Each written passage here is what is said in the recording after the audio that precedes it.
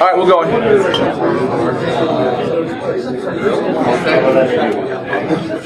All right, everybody. Hey everyone, welcome to Columbus BSides. I'm Aditya Balapure, aka Aditya. First time speaker here at BSides Columbus. Really excited. Hope you guys are doing awesome. Cool. So just to give a quick introduction about myself, I'm a security guy at Grubhub. Probably a lot of people might not know about Grubhub. So we connect diners to restaurants. We deliver food and all sorts of fancy things. So go check out. Again, really passionate about information security. Been a builder, breaker, defender, author as well. Love InfoSec. You can reach me on Twitter here. Pretty much a die-hard OS member. So here's my email. And in case anyone's in the NYC kind of community, because I'm from NYC here, I love to catch up on OS meets or just for a drink. So quick question, why exactly are we really here other than the topic? Majorly to have fun, beer of course after the conference, and not right now, unfortunately. And hopefully I'm going to talk about something related to cross-origin resource sharing. Again, I'm not really teaching here, just having a fun time with you guys. Hopefully I'm audible in the back. Okay, cool. So we're going to go over and talk about some of, or unravel some of the mysteries about cross-origin resource sharing. We're going to discuss some of the common developer mistakes which I come across in my daily job. We're going to discuss or go over some of the attacks in the wild, and yeah, beer, of course, as you said, after the party. Cool. Course, or did I say course? Just a quick Wikipedia definition of what cross-origin resource sharing is. Basically, a resource makes a cross-origin HTTP request whenever it's asking for or trying to access a specific resource across a different origin from where it's making the request. Again, this is basically a bookish definition, and we're going to cover more fun stuff and basically go over some easy examples, some lame examples, and even dive into some of the deeper technical request responses and understand the whole way how the whole thing really works. Cool. So just a quick wrapper around the same origin 101 policy. So pages are under the same origin if they are under the same protocol, host, or port. As an example, here we have abc.example.com being offered over HTTP. So a different origin to it would be a different host. Here, as an example, xyz.example.com. Another would be abc.example.com if it's being served over a different protocol, let's say HTTPS. If it's served over a different port, 8080. So hopefully everyone understands, what exactly same origin and different origin is. That's the expedient way of. So why exactly the whole concept of breaking out of the same origin policy was developed?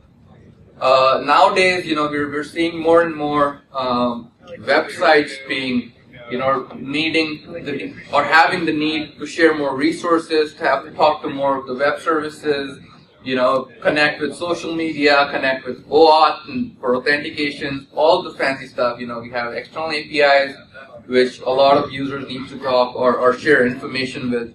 So all of this is making or driving the need for us or the browser to talk over different origins, because again, we cannot restrict it to document or domain restrictions. As I said, more and more companies are moving towards a microservice architecture. As an example here, so we have multiple microservices basically coming together as a single website. You have external APIs being put together and as a main website, and it's just become a feature-rich web resource for a particular user who's coming onto that particular website just to gather information, maybe buy something or do all sorts of stuff. So, and the third reason is, as I talked about, more and more dependence on external APIs. We have social networking.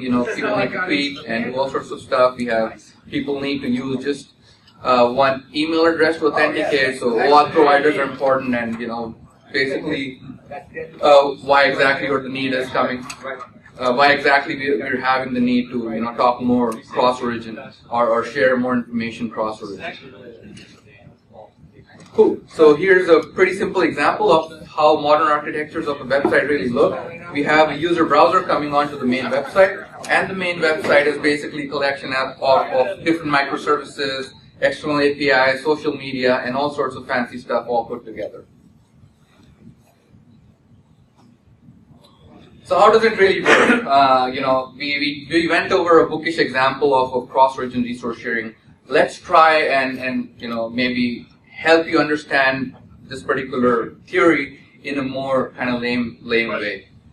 Can you pull the demo lights up front? Oh, sure. It's a little hard to see. There we go.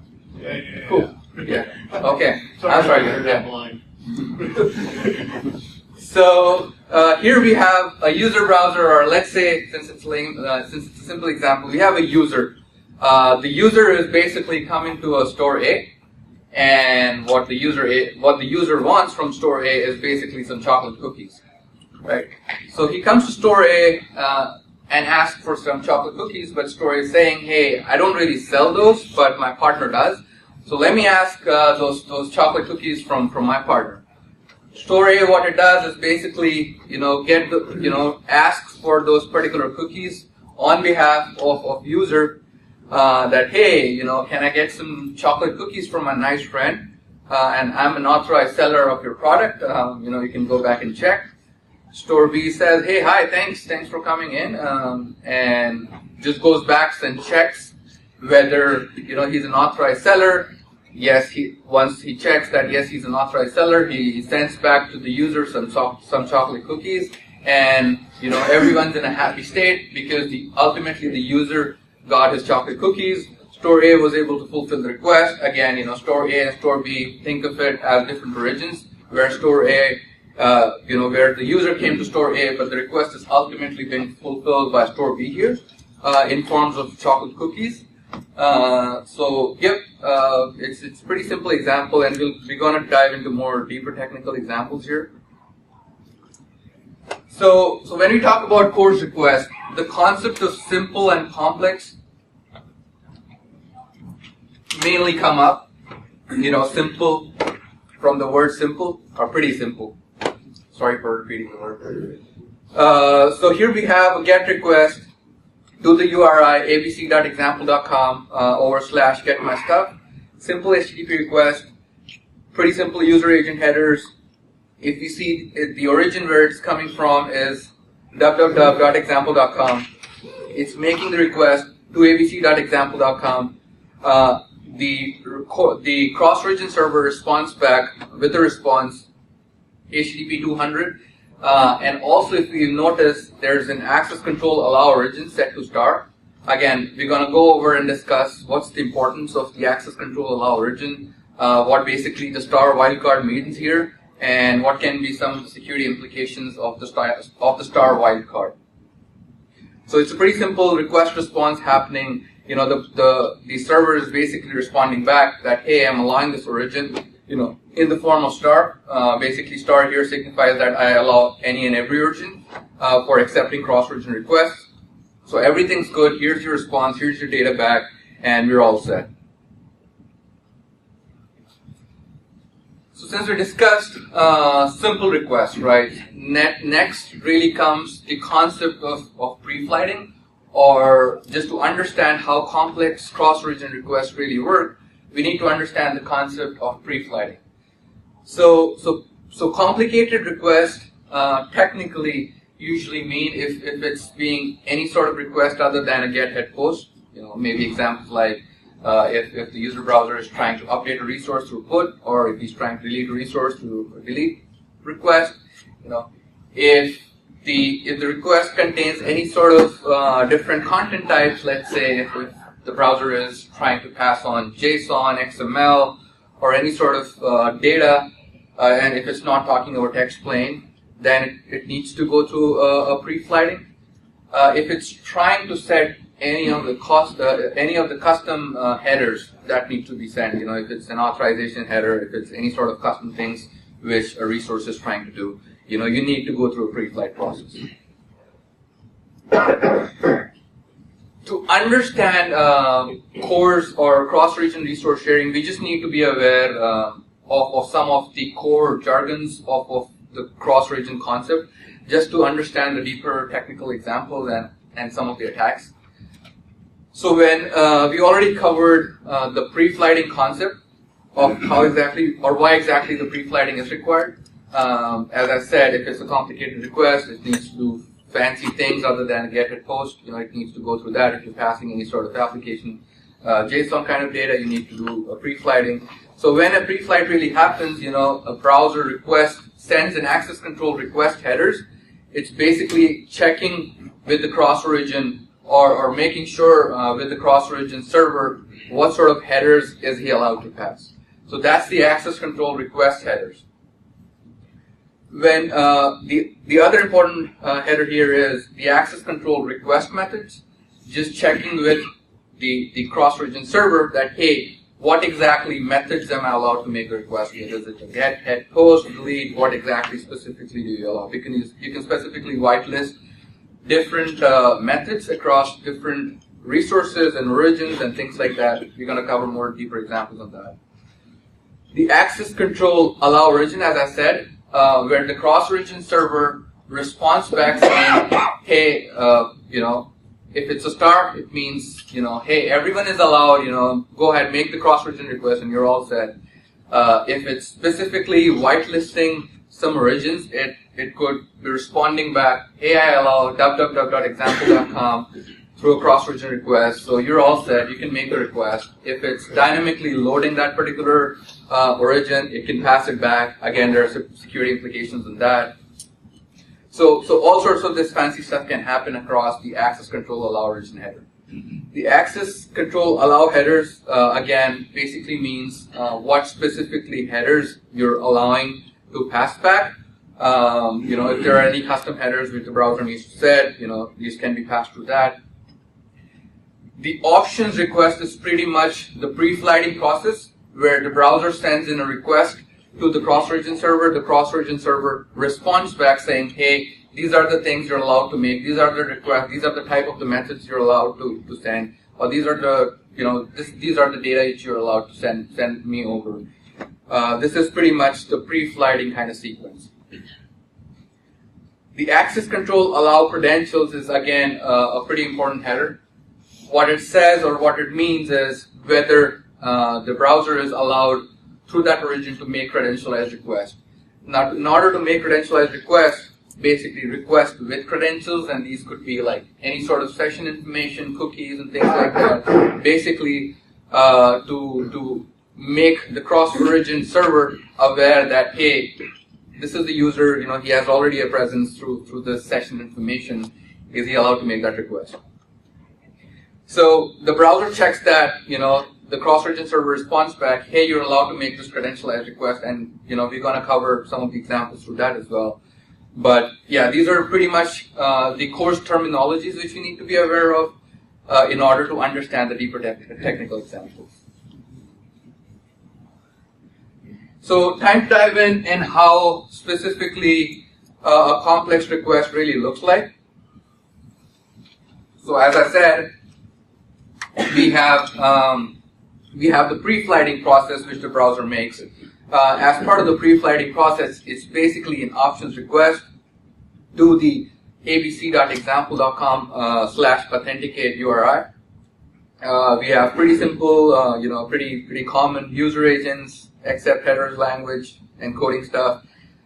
We are also requesting with the header access control request method post, which basically the browser is requesting or asking for permission to make a post request to that particular cross-origin server.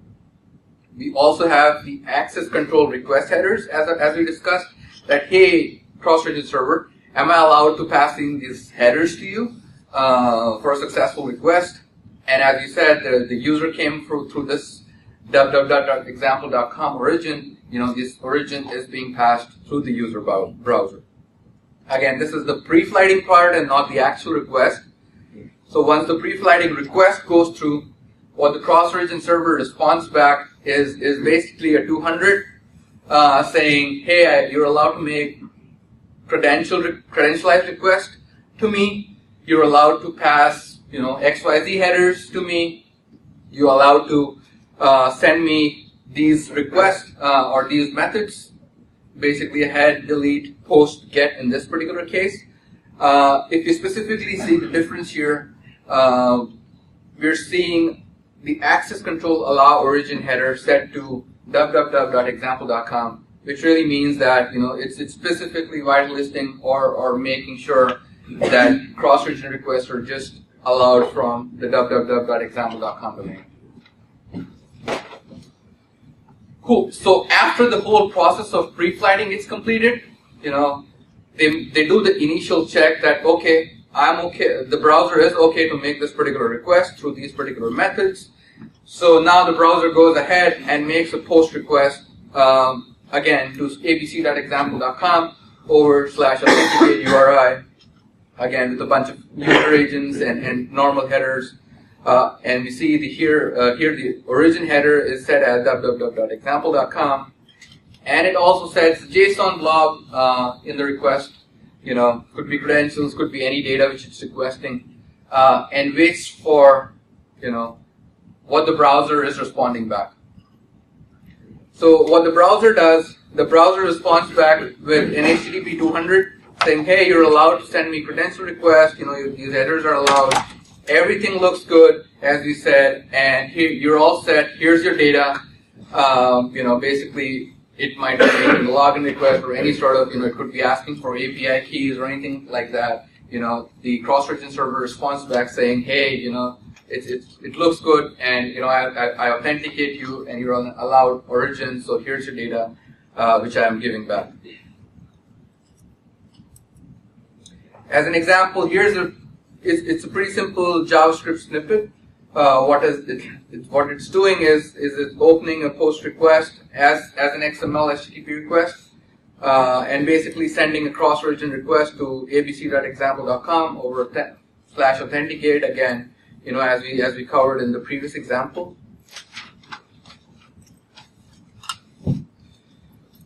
How it works with Google APIs, they also allow cross-origin requests. So here's an example of a cross-origin request to people.googleapi.com with an access token. As we said, it's part of credentialized request. The user is trying to, or the user browser is trying to make a request on behalf of the user, adding his access token and getting some connections and getting some data back from the Google cross-origin server as part of the credentialized request. So as we covered, there are developer mistakes which can really happen across these cross-origin servers. And again, as we covered the example here, when the cross-origin server responds back with an access control allow origin set to star, what basically does that mean? It basically means, as I also talked previously, that it's allowing any and every server to make a cross-origin request to its resources. So there could be implications because, if you're trying to protect any resources, or if you're unsure that, you might be publicly allowing this particular resource to be available to anyone to make that particular cross-origin request, this could be really bad because it's not really a form of, protecting your resources for any sort of authentication or authorization. If you're planning on doing that, please don't, because you'll be ending up, getting requests and responses back and forth from any and every domain, which is not really wanted here, because it's not a way to protect resources. You could whitelist specific domains where you want your request to come from. So if you want to do that, we're going to talk about credentialized request, as we said. Again, the star wildcard is really not a good way, or unless you're just basically giving access back to some of the public resources, or you don't really care about what data you're sharing with the user back. Again, if the website is vulnerable to any sort of if the cross-origin server is vulnerable to any sort of cross-site scripting, cross-site request forgery, this could be again bad because you could be ultimately making a request on behalf of the browser which the user is really not aware of. So if you're allowing the star wildcard, please make sure you're only allowing specific functions which are not privileged functions. You know, it could be some public functions which you don't really care of. So if you specifically want to allow any protected resources, make sure you ask for credentials, ask for cookies and things like that, basically to protect the user here in this case.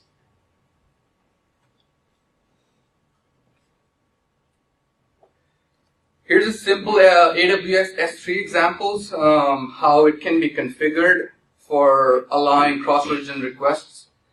So as we see here, in the first case, the allowed origin is set to www.example1.com. You know, it allows put, post, delete methods. In the second case, it allows example.com, which basically allows, again, put, post, delete methods. But in the third case, it's specifically allowing the star origin to receive all sorts of GET requests. So again, if you're doing that, you know, a lot of times I come across configurations where they don't really specifically whitelist origins. They basically say, hey, it's set to star. I'm happy to allow resources. And then they'll be dealing with API keys, any sort of protected data. So please don't do that. You know, if you're trying to protect resources, if you're trying to allow only specific domains, make sure you put that in the configuration before you allow that particular request to happen. Developer mistakes too, which usually happen if you're making any sort of credentialized request. You're passing on cookies, you're allowing access to protected resources.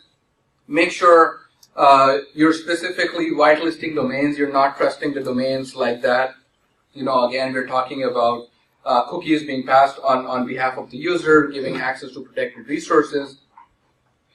As an example, we say here, it's a post request, again, an XML HTTP request happening on behalf of the user, where the user browser is basically adding a cookie, a token in this case, you know, as making the cross-origin server aware that, hey, this is me coming in, and please allow this request to pass through. So if you're dealing with any sort of these kind of circumstances, make sure, you know, the browser checks for the access control allow origin here in this case, which is set to evilhost.com. This could be really bad because if we think about this example here, a user browser which comes to a malicious web page, an evilhost is basically loading any form of JavaScript snippet, right? If he's loading any sort of JavaScript snippet, which is again a cross-origin request, which is happening to a super secret server, let's say, you know, it could be banking, it could be any sort of, you know, maybe an API request to get some credentials, to get some API keys or anything like that.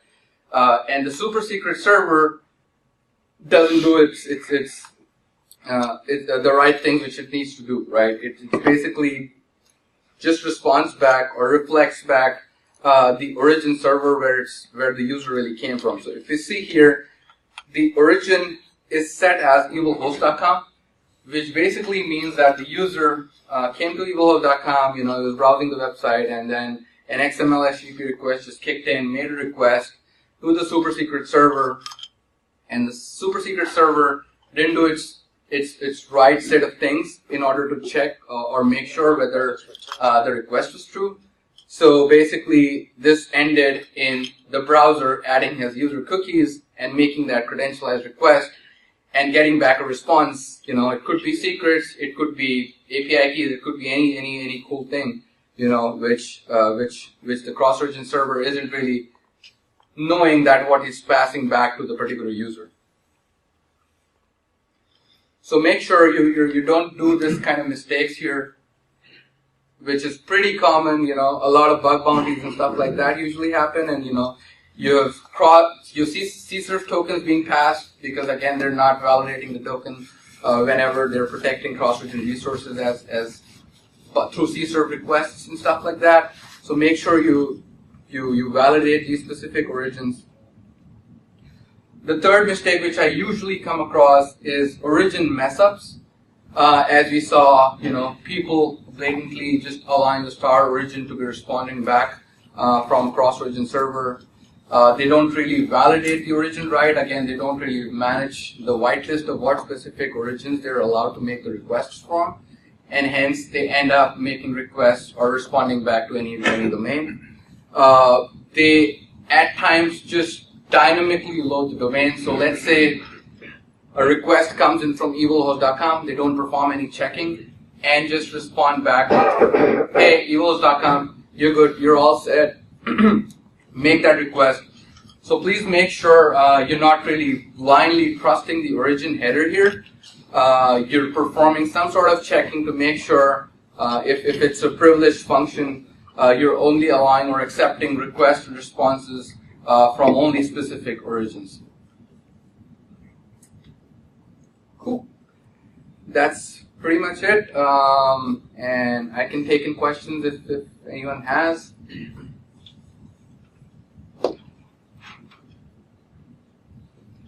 What kind of support have you seen for Can you be a bit louder? headers in clients that aren't? Can you be a bit louder?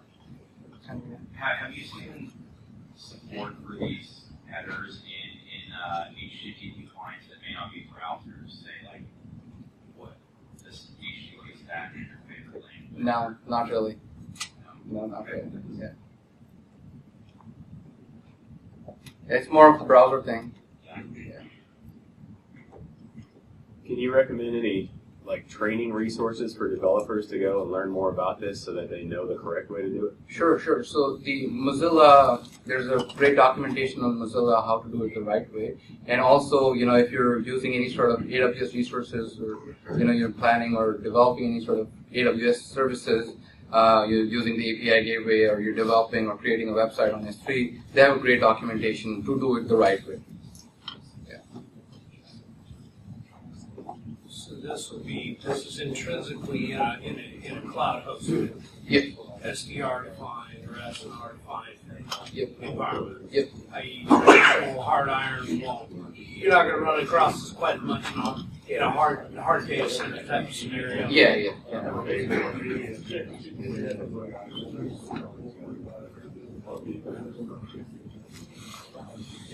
Is there a scanner you use to check for these sort of vulnerabilities, or are you just doing packet capture, or what tools do you use? So it's. I think the scanners are coming up with signatures to get these pretty good. Like a lot of these automated scanners. I remember Burp scanner now captures if the server cross-region server responds back with star saying, hey, making sure if you're not allowing any privileged resources across the specific origin. And I think there's another one. I think check marks as well allows or checks if you're allowing access to this particular resource over as responding back with a star. So there are scanners automatically coming up with time and stuff.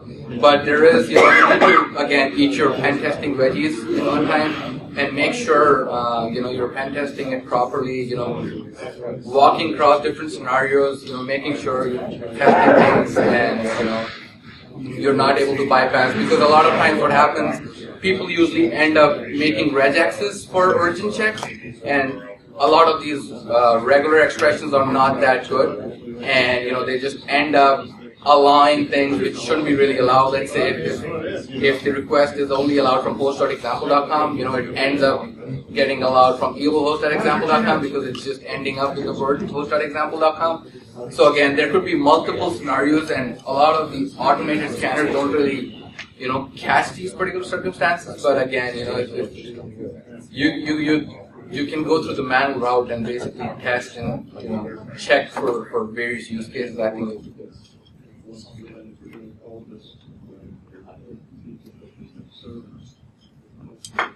Is there a variety of different stacks that can be applied to, i.e. like REST stack or those APIs? Yep.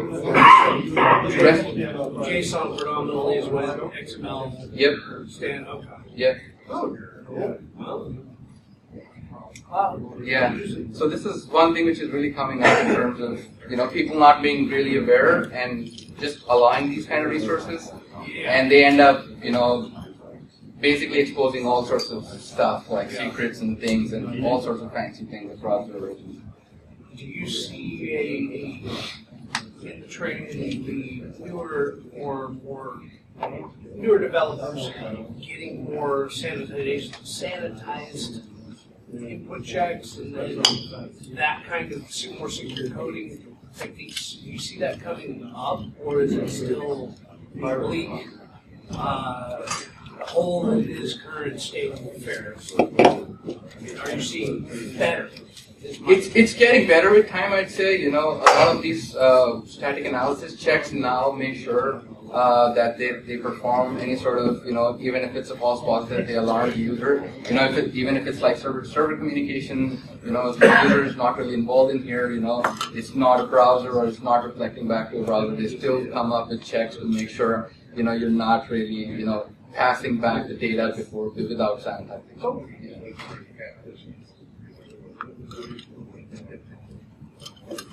Cool. Thank you, guys. Thank you, sir.